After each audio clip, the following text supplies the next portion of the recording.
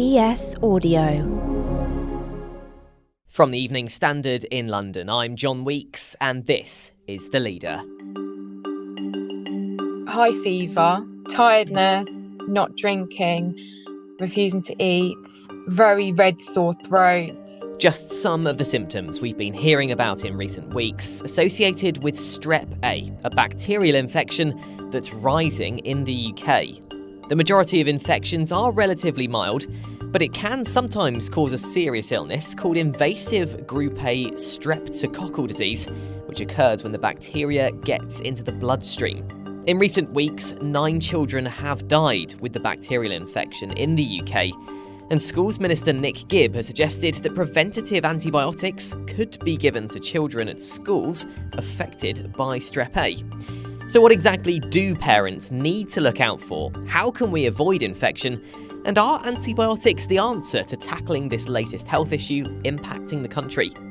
Joining me now to talk through her experience is mum of 3 Hayley Tidley, whose 14-year-old son was recently diagnosed with a strep infection. Hayley, you've been through the experience, you're going through the experience of strep with your son. Talk us through what happened. Well, my son went to school on the Tuesday, was perfectly fine, came home, fine again in the evening. In the early hours of the morning, he had a fever, so he woke up in the night. Then in the morning, he still had a fever and was feeling unwell. So because he has autism and ADHD, I'm a bit more worried about him when he's unwell because he gets a bit more distressed. But I thought, just treat it at home, extra fluids, lots of rest. Then the second day, he said his throat was hurting him. Still didn't seem to be getting any better. So in the evening, there was a news story about Strep A. And I did wonder whether he could have that just because the symptoms were similar. So the next day, when he still was unwell, I called my GP. When I phoned, they said that a GP will call me back in the morning. So within about half an hour, I had a phone call from our GP and he said to go down there. So we went down not long after and he checked out my son and said he thinks it's strep or glandular fever, but he took a swab for strep and then said the results would come back after the weekend, and then gave a prescription straight away for antibiotics. And you mentioned the symptoms that your son had were similar to the ones you'd heard about in the news. What were some of those symptoms he was experiencing? With the fever and the throat, it seemed more than just a general viral. He's had things like tonsillitis or colds in the past. And normally after sort of the fever breaks, he perks up a bit and he wasn't drinking and eating. Even if I offered him different drinks, he still just wasn't himself. And I thought I should get this checked out rather than continuing with the fluids and the rest, because I just felt worried after reading that, because it's not worth taking that risk to kind of wait and see. And how have the antibiotics been working? How have you found your son getting better, really, I suppose, while taking the antibiotics? Yeah, they did make a difference straight away. Like his throat was very, very red, and that went down quite quickly after about 2 days. And he was starting to eat more again. He's been a bit up and down, so he's been quite tired, sort of rested all weekend, but he's still been able to go to school in between and do what he normally does. He still needs a little bit longer to recover, get his energy levels back, really. But I think had he not had them, it could have been a different story. And I do worry, where people are saying that they're not able to access them in some places or they're not readily available. So what would your advice be to other parents, Hayley, if their child or children develop similar symptoms to your son? I think just make sure you're alert. My son's 14, and I think that's probably an age where you're not as worried straight away as you would for, say, a younger child. And there's quite a lot of information out there where they say for a baby or for a small child. I think you need to be aware for teenagers as well, and your child and how they're acting differently and what normally works for them to make them feel better. If they're still not perking up, if they're not wanting to eat or drink and something doesn't feel right, I think it's always worth asking the doctors. It's better to be safe than sorry. My son's obviously had a positive outcome, and I'm absolutely heartbroken for those children that have had the invasive strep. Let's take a break now. In part 2, the Evening Standard's health reporter Daniel Keane discusses why we've seen this recent outbreak. Professor Dr. Nicole Robb said that the current conditions are a perfect storm for respiratory disease.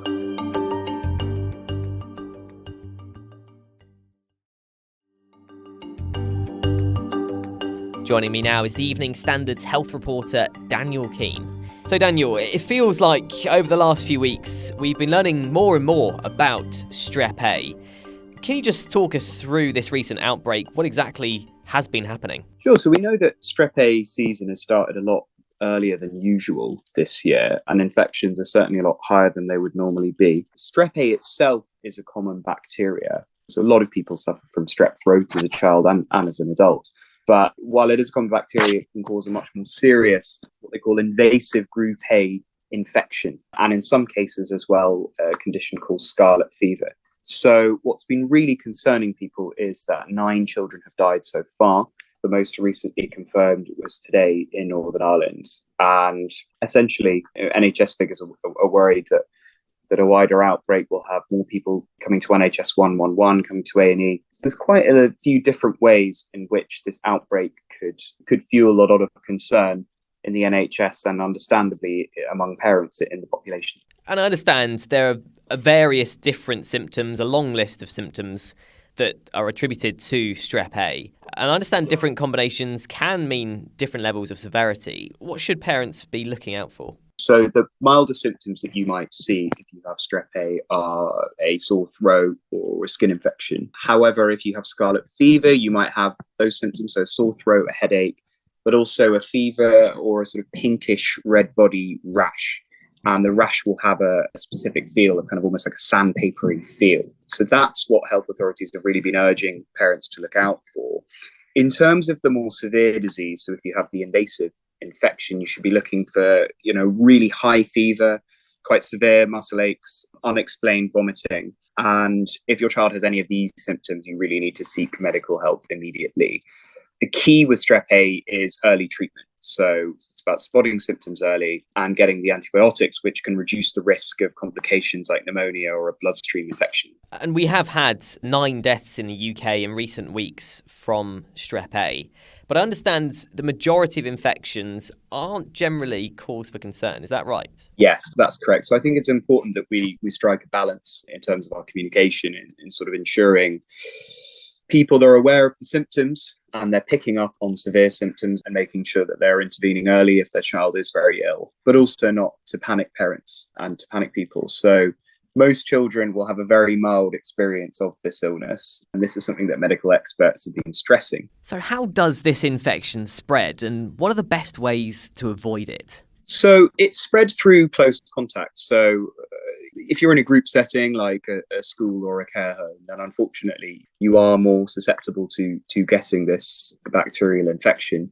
And outside of sort of withdrawing your child from those settings, then there isn't really a way to prevent infection. However, children who do have symptoms of scarlet fever are asked to not leave home 24 hours after the start of antibiotic treatment to avoid spreading it to others. So I think if you have those scarlet fever symptoms that we mentioned, make sure your child is staying at home. But in terms of Strep A, there isn't really a way to prevent infection. For example, the measures that we use to prevent transmission of COVID, like self-isolation, would just never really come into play here. So I think, unfortunately, they will get this infection. It may well be mild, but keep an eye on those symptoms to make sure that they don't get worse. You mentioned COVID there, and there have been suggestions that a lack of mixing between kids over the lockdowns during COVID could have led to a bit of a drop in our overall immunity. Is that a good indication of why there has been such a rise in infections this winter? Well, I think there's quite a lot of debate going on in the sort of scientific epidemiological community about this. And some senior health officials have suggested that the early start to the Strep A season is due to the effect on immunity levels caused by COVID measures. So Dr. Susan Hopkins, who's the Chief Medical Advisor of the UK Health Security Agency, said last week that the easing of restrictions meant infections such as Strep A is spreading more quickly. You also had virologist Professor Dr. Nicole Robb said that the current conditions are a perfect storm for respiratory disease. So we do usually see an increase in all types of infections during the winter months. I think it's important to note this. Flu cases are very high. COVID cases seem to sort of plateau a couple of weeks ago, but have now seen a very slight uptick. I think we're at a stage now where, yes, there may have been kind of lost immunity due to sort of a lack of exposure during the past couple of years, but it's just too early to say, as there just isn't the sort of sufficient scientific analysis out there to kind of confirm that opinion. But in the coming 3 to 4 weeks, we'll have a much better idea of what the outbreak looks like, what has fueled it. So it's kind of a mixed picture at the moment. And it looks like preventative antibiotics could be rolled out to schools affected by Strep A. What do you make of that potential move, and do you think it's likely to happen?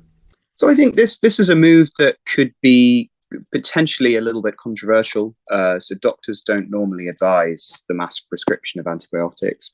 But last night, the newspaper reported that the government was urging doctors to prescribe penicillin proactively, that actually antibiotics could even be given out to whole year groups. The important thing to stress, I think, is this won't be a kind of national plan. Health officials have said that it's part of guidance for local outbreak control teams. So you could have antibiotics, as I said, given to year groups on a case-by-case basis if they see a severe outbreak of Strep A. It may well be a way to get a hold on particularly bad outbreaks in some schools, and it might put some parents' minds at ease.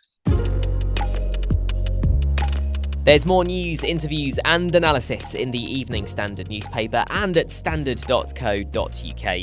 That's The Leader. Thanks for listening. We're back tomorrow afternoon at 4 o'clock.